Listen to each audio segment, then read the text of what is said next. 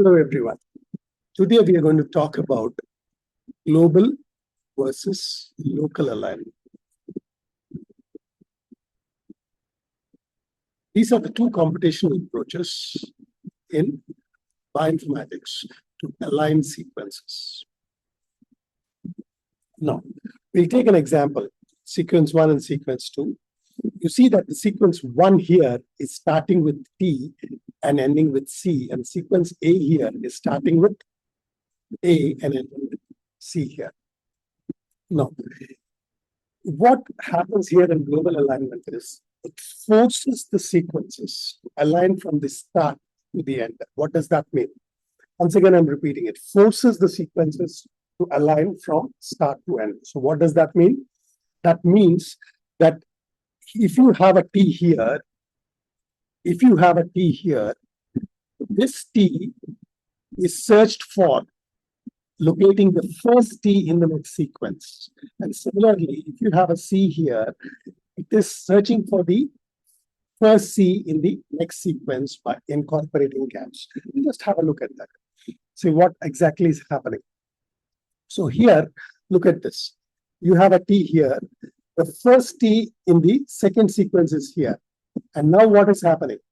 You have a C here. Then it searches for the first C in the next sequence. And likewise, the entire sequence is aligned from end to end.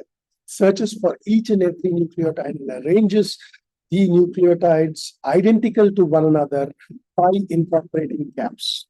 So when is this generally preferred? This is generally preferred when two sequences are basically similar over the entire length.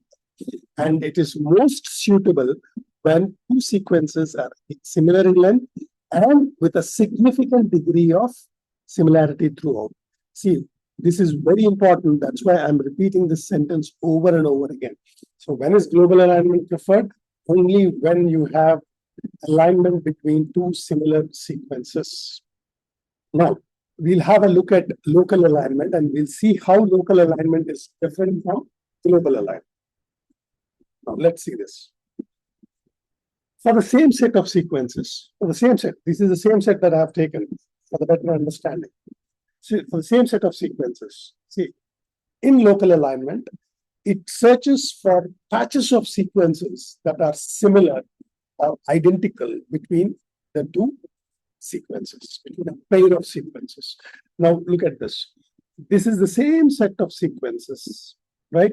But you have a patch over here that completely matches to the patch in the second sequence. This you are missing in global alignment if you are forcing from end to end. So what local alignment does? It searches for small patches of sequences across the other sequence and looks for the sequences and the identity between the sequences. Now, look at this. Identify segments of two sequences that match well with no attempt to force the entire sequence into alignment. That is what is the crux of local alignment. Parts that appear to have good similarity according to some criterion are aligned. See, we'll look at this criterion right later on, and we'll talk about this criterion in the later lectures. And it is suitable to compare sequences that are substantially different, possibly have short patches of sequences. That's what, short patches of sequences that are similar. Class, we'll talk about aligning two sequences and also talk about the scoring schemes for getting the best possible alignment. Thank you.